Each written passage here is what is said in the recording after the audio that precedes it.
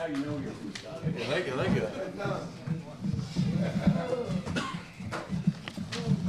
Looks like it's thinning out here. Yeah. It is prom weekend, so there's a lot of.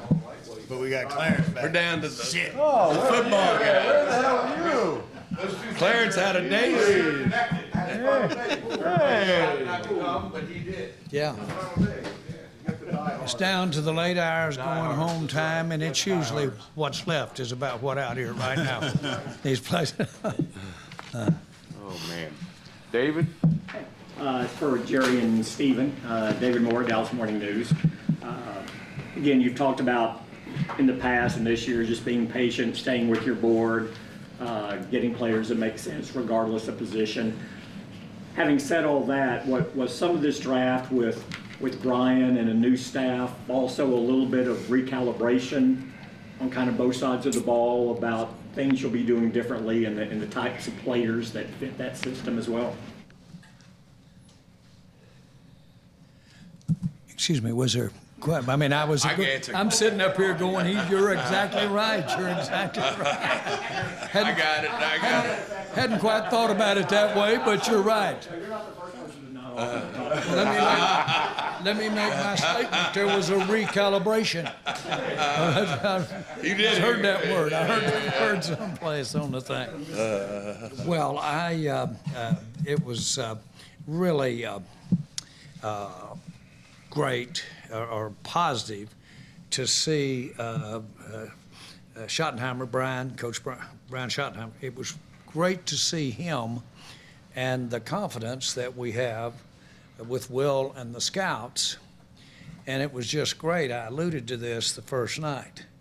But then for him to take the coaches, and I was reminded, Shotty's been in draft rooms for almost 30 years.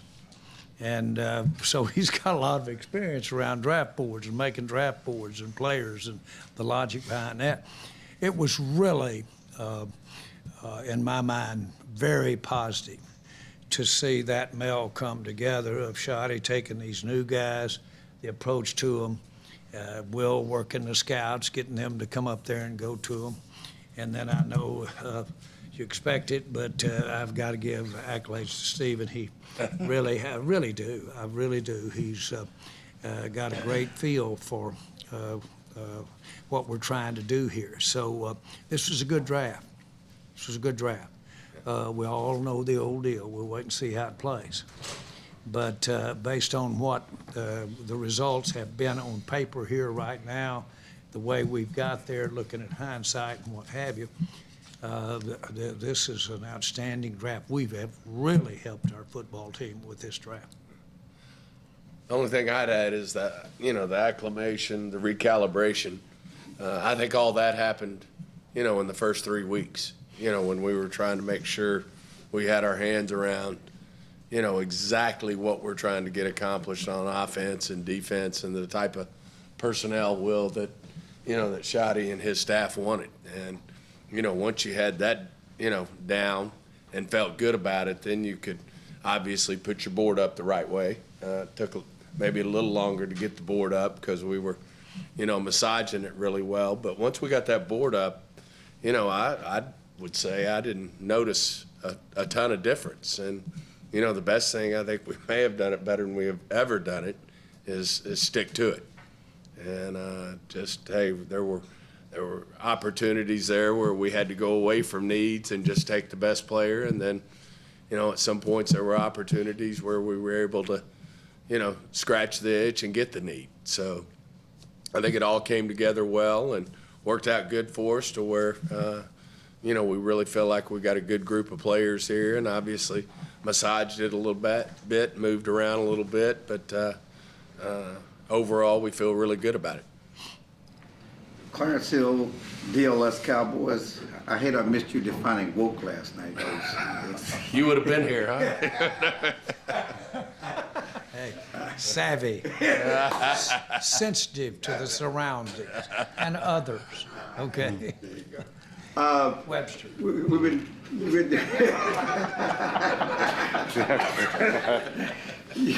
Been chasing running back for a couple of years. Certainly a lot went off the board, but you finally got one with Blue, and then you doubled down.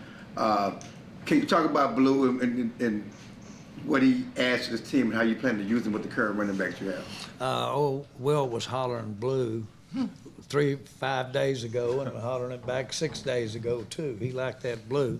So, if you will, I'm going to defer to Will here and let him kind of give us an experience here. You know, at the end of the day, the NFL, you're looking for explosive playmakers. He's an explosive playmaker. You put him in the backfield behind what we built in the line and the other guys, it gives you an opportunity to be explosive. I know Coach Schottenheimer's got some tricks up his sleeves to use the skill set that he has in the other guys, but an explosive player that can flip the field for you on carries, can also win you some matchups in man-to-man coverage versus linebackers and even line up, so you get an explosive playmaker. It's just a different speed that he plays with. Is running back still on the radar? Or free agency, is that, I know it's 365, but are you comfortable with the backs you have now, the mix you have, Steve? Well, you missed our other back we took, Mafah. Okay. Yeah, I said you doubled down. No, we do feel really good. I mean, we like the two veterans we brought in, and we thought, the two we picked today complemented each other. I mean, we got, as Will said, the explosive, really juicy back, and then we got the big back. And, I think, he's one of those guys with blue character, if you will. I mean, he's outstanding man. On top of the fact he played through it with an injury all year, and I think there's more left there than even what he showed on tape. And what he showed on tape was really good in our opinion. And but between those four guys, and Coach Schottenheimer can obviously speak to it more in terms of where he is from being satisfied. But I'd like to think those four backs are a good start for us. We'd have been up. We would have gone earlier on running back. I can tell you right now, we would have gone earlier on running back had there not been such numbers of players at that position. And so we got what we should have done, and took with those earlier picks some players that really are going to us off. But everybody that has ever seen a draft board or what have you, all of us were concurring that there were a lot of running backs in this draft. So we felt real good about being, in those pick levels where we were picking those backs. Yeah, I think, go back to the two free agents, Javonte and Miles, we were thrilled to get those guys. We know they've played the game, they've got traits. They've been awesome the first 2 weeks, but it's a position you always want to build competition. It's a rugged position, and Will's already hit Jaydon. The thing I'll say about Phil, from our standpoint, is the compliment to Jaydon, but Clayton being around James Conner. I'm not comparing him to James Conner, but some of the things we can do from the gap schemes and things like that are things that we saw Phil do at Clemson, and we really like that. Jerry Todd with ESPN. One position he didn't get was wide receiver. Is that something you guys look at for agency and trades? You talked about substitute trades before the draft. Is that a position that you guys look at? It definitely was a big time thought that the train has not left the station if improvement is needed from what we've got on campus. And so I'm looking at a same sheet maybe you got in front of you that I have in front of me, and it said shows our number 4 pick here, and no, it says our number 114 pick trade to Carolina for Jonathan Mingo. Well, we've obviously known there, and so my point is that Stephen says it best. It's a 24 year-round deal, but we don't have to be through at receiver in any way. And as a matter of fact, as we got on into the draft, the likelihood of creating competition if we did go out and did something that's important to us in free agency started making the depth we've got on the roster right now with our possible 2s and 3s that might be competitive there if we brought someone that was obvious to everybody he's your second man. So I'm just giving you the benefit of the mentality there, but definitely the idea that we could, if the opportunity comes up, we want to, we can address this in free agency. And Will, with Cornelius, how do you guys view him? Is he a tackle? Is he a guard? He's an offensive lineman that has the ability to swing. And I think in the NFL nowadays, we really cross-train guys and to give you flexibility on the offense. And you got to have the ability to do that. We think he can go inside as well as play outside. So that gives us flexibility with the numbers and our guys and an opportunity for those guys to compete. John Machado with The Athletic for Brian. Just what was your first draft like as a head coach, and just, I don't know if there's any moments or anything else stand out that you probably look back on that you always remember from this first draft as head coach? Yeah, I think to not start at the beginning, I mean, think about when we started this process, 4 weeks ago, I guess, and Stephen referenced this, the amount of time it took us to put this board together. I mean, it took us a lot of long hours and long, hard conversations, and the beauty of it was all that hard work came together, because I really felt like when we got into the draft process, these guys can speak to it, really we trusted the process and we trusted the board. So I think it proves that rolling up your sleeves and going to work and having the hard conversations before the weekend hits, right? When the weekend hits, right, there's emotion and there's things going on, but I thought, just the leadership of these three guys allowed us to stay true to the conversations that we had almost ad nauseum at times setting the board, but getting it set right. That allowed us to do that. And in terms of a memory I'll take, I think there's more than just one. But to be able to sit in that room just a little bit ago before we came in here and thank everybody that was a part of this, that's what matters. It's not just the four of us up here that need to be congratulated on what we think is a great draft. It's everybody that's sitting behind those doors that helped us put this thing together. Brian would stand up on any part of the draft, at any point in the draft, he would stand up and someone might mention a player. Okay, so we hadn't been sitting there studying and looking in his computer and looking to see. And without even blinking, he knew that player and said that guy had this happen for him at school and he's down to that. Remember, we had a little there. Just knew him as well as anybody in the room, and had obviously given that kind of effort to learn these players. So I'll tell you this right now, I don't know if he's ever had the opportunity or been in a position of where he could show that in a draft room.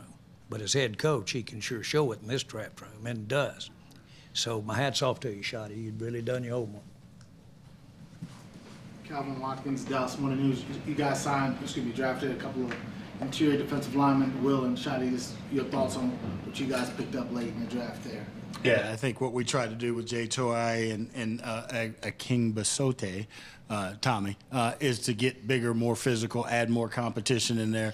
The way that Felicia's come in and talked about playing defense. We're going to be running after the football. We're going to be playing aggressive, physical football, and we're going to ask guys to run and play fast. So we tried to get guys that were able to do that and bring that attitude and that physicality that we need. And these guys fit that bill.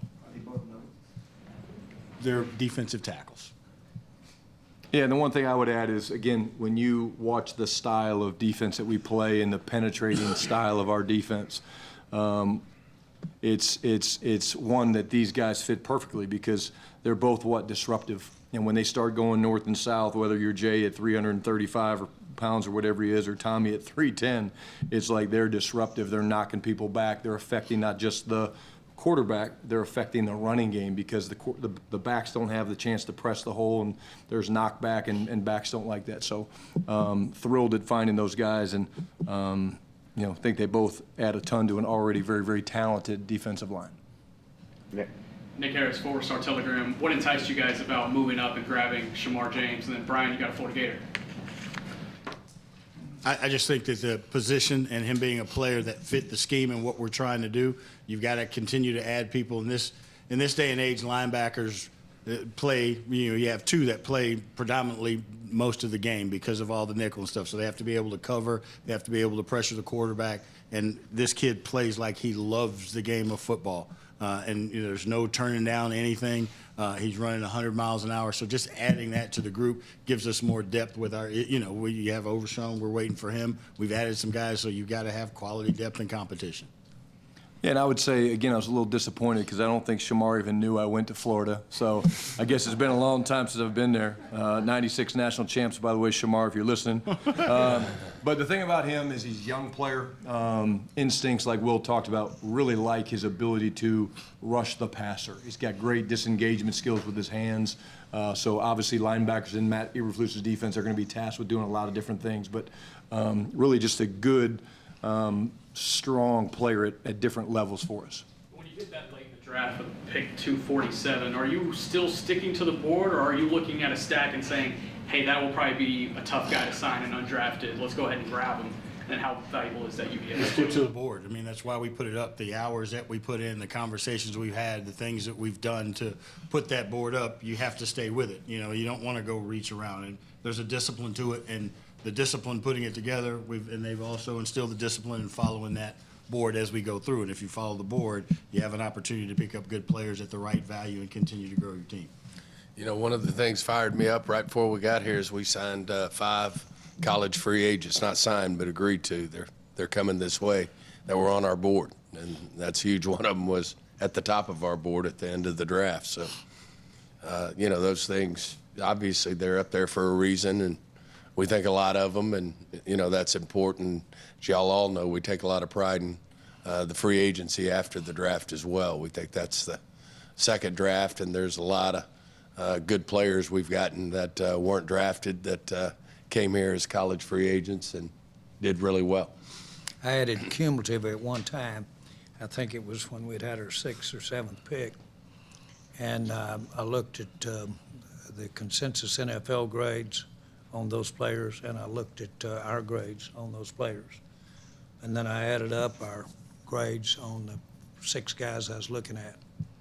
We were 40% lower average pick than the grades, the consensus or our grades. In other words, we had come in and gotten them when we had a 2 on them, and we'd gotten them at 4, or we'd gotten at X. So both ways, we had really, as a group, come in. We gotten them at a much lesser round than we had the grades on. Than the grades, that consensus grades, or that, and frankly, we got them in a later round for the grades that we had on them, and we had a lower grade on them than we got them with a higher grade in that round. I still don't know if I said that. But do you help me out? You got the gist. Write it down so I can look at it and see if that's what I'm trying to say. Cowboys.com. Brian, did one of the kind of themes looking at the guys today and really throughout this whole draft process, you guys picked a lot of team captains. Was that something that was important for you and maybe move some guys up the board in terms of that aspect of what they bring to the table and why? Well, I don't think we kept track of who was the team captain, who wasn't. We certainly wanted guys that had leadership. I thought Jerry spoke to it, you know, really very well last night, just talking about what the leadership skills of a Tyler Booker will bring, or a Michael Irvin when he was here.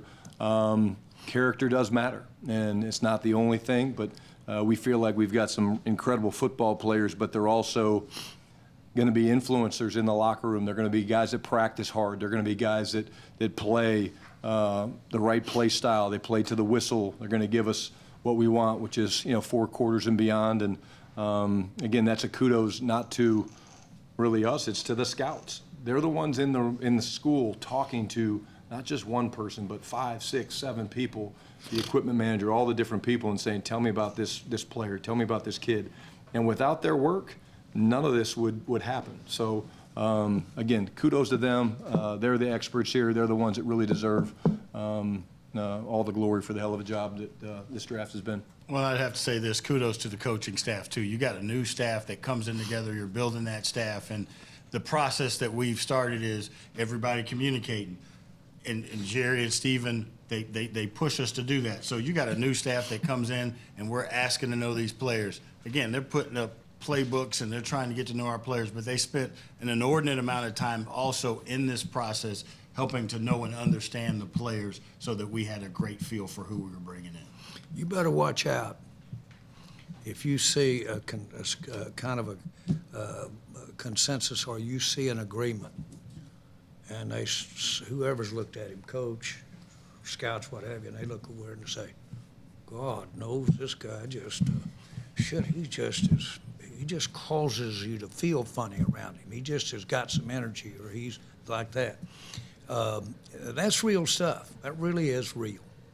And these guys look for it, but the reason I want that is I have really seen that work for us with the Dallas Cowboys, and those guys are around. That boy Booker we had in here. Now, I'm going to tell you something. That's an energy in that room right there that can be very contagious. Again, I compared it to Michael. Well, they're worlds apart in what they fundamentally are with their lives and that type of thing. But one thing about Michael Irvin now, boy, if you touched him, you popped. Your clothes sparked if you touched old Michael. And I'm being overly demonstrative here, but that's worth looking for in football players, and people have that. Skylar Dixon with the AP. Brian, Jerry mentioned earlier you've been around a long time, been in a lot of draft rooms, but first time as a head coach. What kind of idea did you have about the kind of voice and influence you wanted to have, and how did that play out? I just, I knew going in that obviously there's some incredible minds that have been doing this at a long time at a high level, but I was made to feel very comfortable that this would be a organizational decision. And again, I've talked about, I think every day we've been up here, like the disagreements that we had 2 and 3 weeks ago that we worked out and decided, okay, well, let's maybe go do a little bit more work on this guy, and hey, let's throw the film on with the scouts and a couple of the coaches.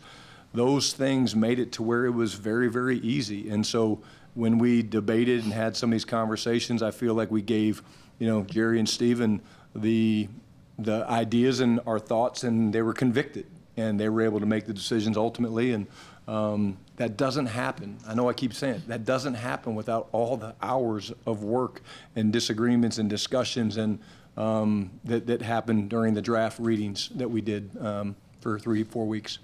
Jerry complimented you on, kind of being on top of player Y or Z when it came up with kind of a quick answer.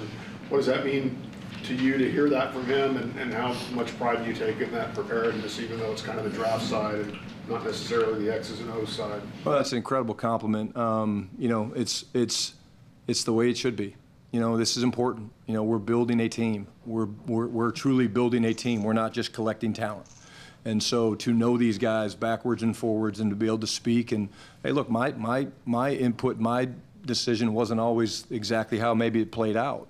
But again, I feel humbled that he would say that. But again, it's not about me. It's about the process and the guys that work together, and whether it's Klein Kubiak, Mitch, Chris Vaughn, I mean, just all the guys that were involved.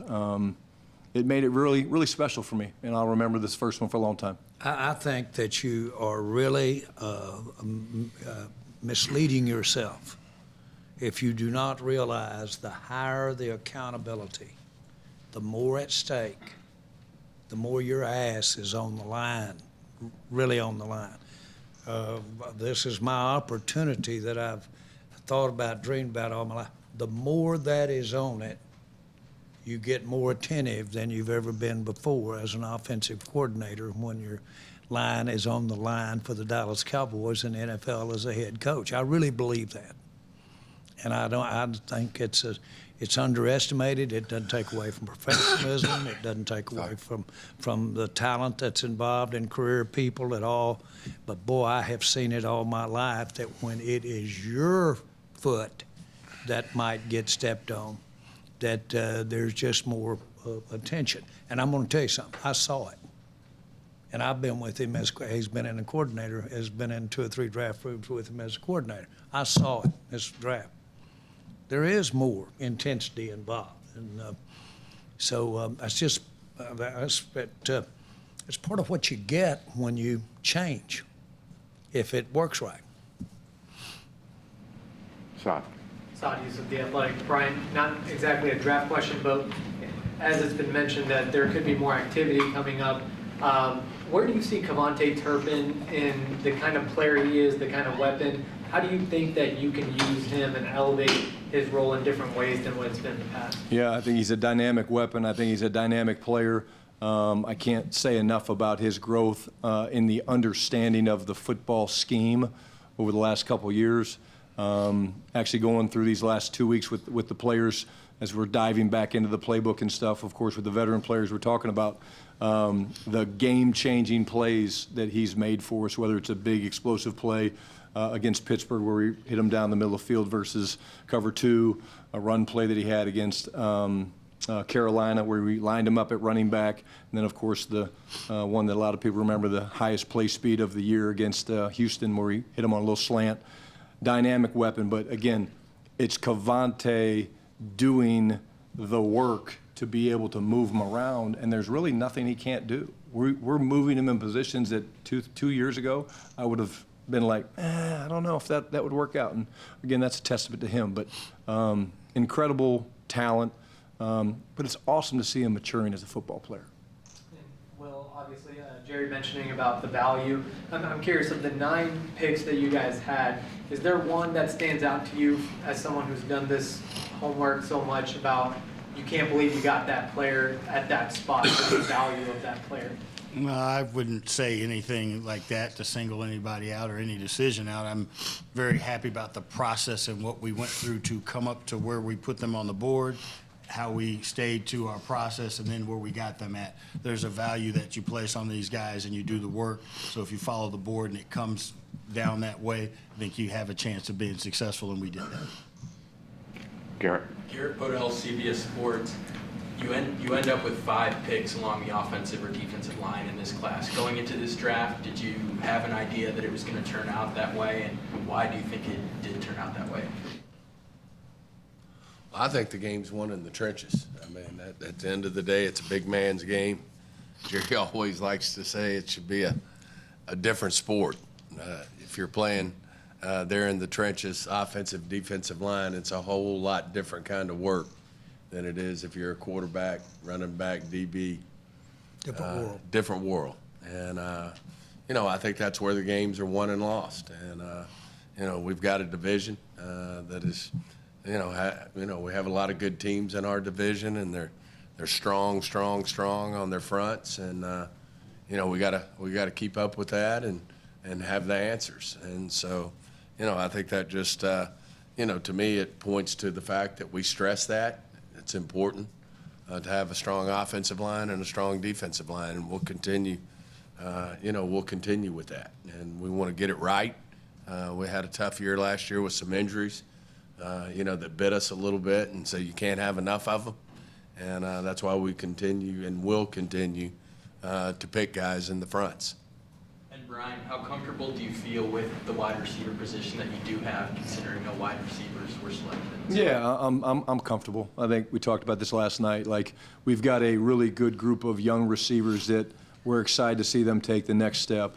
Again, I just talked about Terp, right, who's maybe not as young as the other guys, the Flournoys, the Jalen Brooks, JT, Mingo. We've got guys with skills, and through this new scheme that we're putting in, and the new influence of Junior Adams coming in, watching the development, and even just seeing the excitement that CD has for some of these guys and the traits that they have. But at the end of the day, we're not done. And that's not just at the receiver position. We're committed to always looking for, more competition and more players at every spot. And but again, we're excited about these young guys and excited for them to take the next step. Kevin Sherrington, Dallas Morning News. Brian, Stephen had mentioned that there would be a kind of a complement of what Mafah does as to Blue. I'm wondering if you've got an idea that going into next season you would anticipate would be running back by committee? Yeah, I don't know. It's still too early to say that. I think what we definitely did was we improved the competition in that room.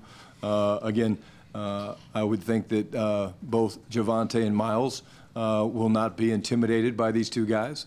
I think that Jaydon and Phil will both come in, and they've got a big learning curve, but they're both the right type of guys that will pick the system up fast. And the strange thing about the running back position is you really don't find out about them until you get out to Oxnard. You can put the pads on, and running around out there in shorts is a little bit different than running through 330-pound defensive linemen sticking their arms out and linebackers filling holes and linebackers blitzing through the A-gap and things like that. But I will say this, we feel like we've, through this offseason, built a incredibly strong running back room.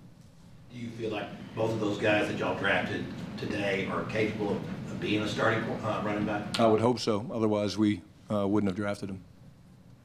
Sydney. Sydney Staples, DG10 Sports for Coach. Is there a particular moment from these past 3 days that you were able to really take and remember this being your first draft as a head coach? You know, I think you get so caught up in the work and the process. You know, I'm not dodging the question. I think there's so many, you know, of those moments. There's truly not one. Again, it was an incredible process to go through with these guys who just getting to know them, and the process has been awesome. You know, when I took the job, I promised Jerry that no one would outwork me in this role.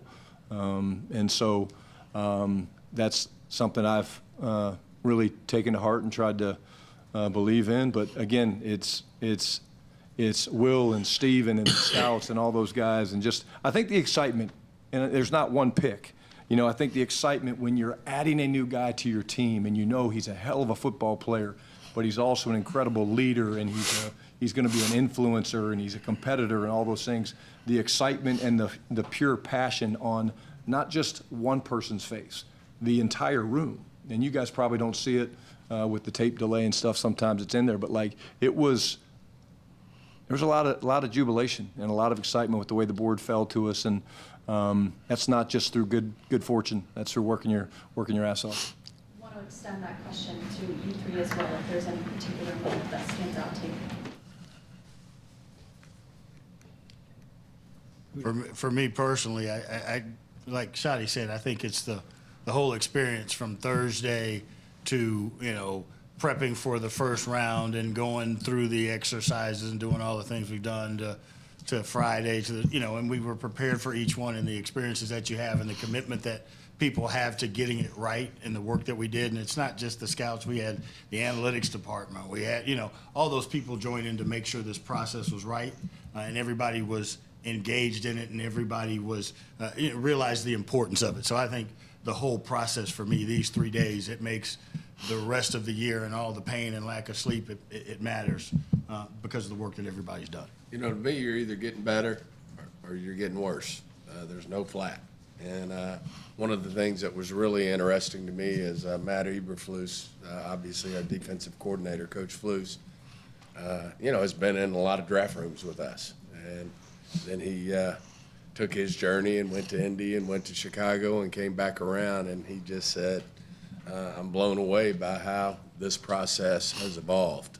And you do it so much differently than you did when he was here 7 years ago, 8 years ago. I don't know the exact number, but I think that's part of it. And I think part of the thing that helps you evolve is you continue, and I know Will does this, but you know, you pick the brains of people who've been in other draft rooms. We've got, you know, we've got John Parks, who's head of analytics, came from the Indy draft room, and he was with Eberflus, and you know, they share with you, you know, some of the interesting things they did that maybe we could do better. And you know, I think that's all a part of it. You have to continue to look for ways to improve your process, or people are going to catch you and people are going to pass you up. But you know, hats off to you know, our scouting department and all of our people that are involved in it, that they don't think they got the market cornered on this. You gotta continue to look for ways to improve the process. We'll continue to do that. I think we did overall a really nice job this year, but I also think we can always look for ways to get better. We were the first team to ever put a camera in the draft room, and agreed to do it with ESPN. They assured us that, assured me that they would not portray or show something that would be demeaning to a player or his family or whatever. That was the assurance. The reason why I wanted and thought it was such a great idea is because there are several parts of football that I've always thought, apart from watching the game, that were really part of the entire feeling what it's all about. And I think that's why it has become so popular, not because of the draft room alone, but because when you get in the weeds of all the different things that make this game tick and make it operate, you get in it, there is some of the greatest entertainment and drama that you could ever have happen. And guess what? It goes on year-round in the NFL. And so I've done nothing over the years but just become just almost where I have to sit back in astonishment as to what goes on in the draft and the anticipation and the hope and the strategies and people wanting to make the coaches, scouts wanting to make do the best they can do. And I just don't mind telling you, it's just one of the greatest things of my personal life to be a part of the process and sit in a draft room. I love it. I love it. And I could be anywhere I want to be. And so my point is, it is a dynamic, and it has, just as a lot of things in football do, it has a lot of the elements of life's experience in it. It has a lot of ups and downs and miscues and disappointments and people surprising you and all that kind of stuff. Just the process of going in and looking at these players' families and looking at their journey to be where they are right there. That's an amazing thing. And so this thing is a high. It is a real high. And I think that on top of the other things that you're hearing about, this thing is, boy, you could just go 24 hours a day for several days here on top of it. So it's an exciting time. It's a big part of the whole process for me as far as fans or as far as certainly the people that are lucky enough to get to work in it. Right. Trevon Diggs, do we know when he'll be ready? What? Do we don't have an idea when Trevon Diggs will be ready at all? Only the Lord knows. I'm teasing you. No, we have a good idea. He's working hard. That's very important because if he will be very good and diligent as to his rehab process, then he'll get back quicker. And he will arrive, when he does get back, sounder than if he has not worked as hard. He's more subject to injury. He's learned that one time. So my point is, I have a lot of hope that his actual rehab and experience from the time before is really helping him out, and I think it has. I know Stephen said mentioned something last night that Savon may start on PUP, and I don't know what. Do you have a confidence that both of those guys be ready for the start of the season? And does Elam have any slot? Is he an outsider or insider? How do you look at him? He's more of an outside guy. Secrets. Yeah. Yeah, he's more of an outside guy. But he does that. Yeah, he has some flex. But yeah, he's played mostly outside. And to clarify the pup on Siobhan, he'll start on pup maybe at the start of training camp. We suspect he'll come off pup during training camp, not start the season, which is a difference. Once you start the season, you're there for 4 weeks. Yeah. And Diggs could start the season in that situation. He could, and Overshown could. And could Siobhan. They all could. It's yeah. all. Anytime you start doable. there, you can end up there. It's all doable that they're out here and will use good judgment. In other words, at the stage that they are of being ready to go. We don't want to go out and win the Super Bowl out there the first day of training camp. How about Sam Williams? Ready. Sam's When ready. time comes. Will he be ready for OTAs? They'll be limited. Yeah, but that's judgment. I mean, But we expect him to be a go for camp. Doing why? great. Why push? Players Association, they do these surveys, as you know, with all the teams. And for the last few years, there's been questions about strength and conditioning. Not so much, you need more guys in strength and conditioning staff. And there were questions about the Brett and those guys. How much did you reevaluate those departments this offseason? Yeah, there's 3 areas of that area that are involved. There's number one, the area of training to prevent ever having an injury. And that's an area. You can be good at really taking great care of it when you have an injury and addressing it and getting it repaired. And you can be outstanding at the rehab portion after you've had the injury. But you might have some complaints if you say, well, we could do better preventing the injuries and could do better there. So when I saw the same poll you saw, I had to look this up too, just so you know where we're coming from here.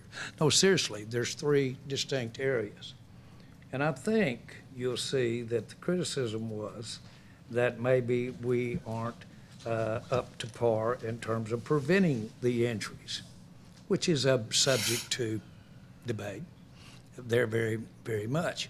So my answer is, to the end that we need to get better in any area around here to have people available to play, that's a no-brainer.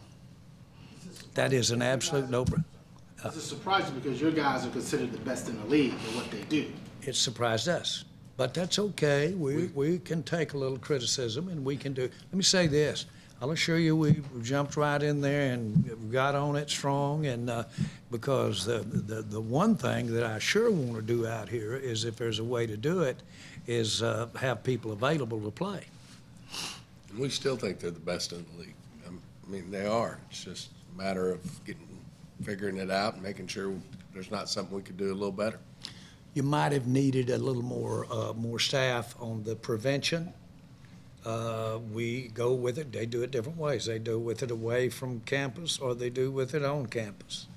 We do with it a little bit away. If we sit down and take a look at it, of course.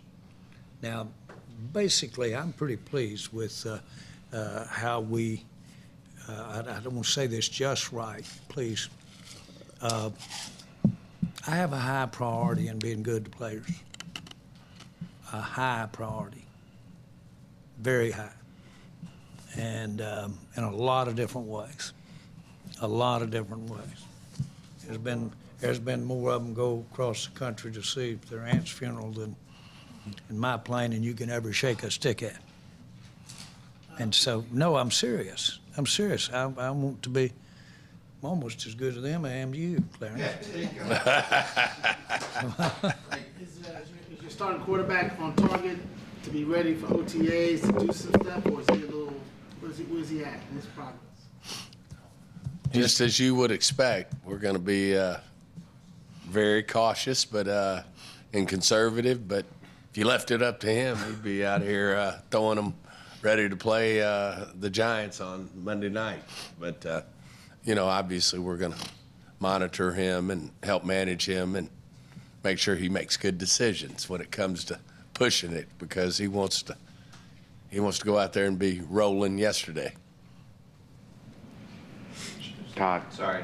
Shai, how much would that help by limiting Dak a little bit, help Milton get up to speed with what you guys It'd be do? great. Yeah, I think, the one thing I'd add to what Stephen said is Dak and I were laughing about this the other day. He's in the 30-year-old club. And when you get to that 30-year-old club as a quarterback, you take a little bit less reps. And it was good to get that to him now. But it's just great for the development of Joe and Will Greer and those guys. But he's doing great. Nick? Will, how's your team celebrating tonight, you and Scouts? We're getting to work on the next draft, I'll put it that way. No, we're going to go up and have a good time and enjoy it and celebrate it and get ready for the next one tomorrow. Hell, we celebrated Wednesday, Thursday, Friday, Saturday. All right, we're going to close out with David Moore, as appropriate. This is just for whoever wants to answer this one. You talked about the discipline and the process in this draft, and understanding the board looks a lot different when you're coming off a 7-10 season versus a 12-5 season as far as what you can do. Is it a little easier to stay disciplined and stay on the board when you're coming off a 7-10 season in general versus a 12-5 or 2 and 3 12-5s where you're saying, well, if we just have this spot or this spot, we can do something here? Yeah, I think the disappointing year caused us to perceive or to have more holes in what we would want to go forward with for this year. I've never known when you had a disappointing season that it, and by the way, we had some things position-wise, personnel-wise, that frankly, beginning last year, I thought we had addressed at least through the next couple of years. But as anything, you've got to play the game and see where you are. And so there's no doubt we probably are doing things personnel-wise that we wouldn't have done had we been in the Super Bowl. Now, that might have caused us to have a little more pressure on losing players too had we been in the Super Bowl, which is the same dynamic. Success causes the players to look better, and when you're not successful, nobody looks like they want to look. But I think it does impact you. Yes, I do. And probably that's real. In other words, that probably did show that you needed to rethink where you are there, whether it be talent-wise or what you're trying to do with the talent you got. All righty. Thank you, everybody. Thank you. Thank you, guys.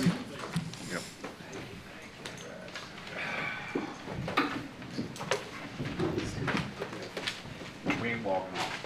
What? You gotta go. We're not What are you walking talking off. about? You gotta go. You playing, you blocking? Gotta go. Look at you playing Zach Martin. You playing Zach Martin. We got somewhere to go. You playing. Getting his pace back. Thank you, sir. I'm getting old. Hey, we should have drafted you, Ted. You know.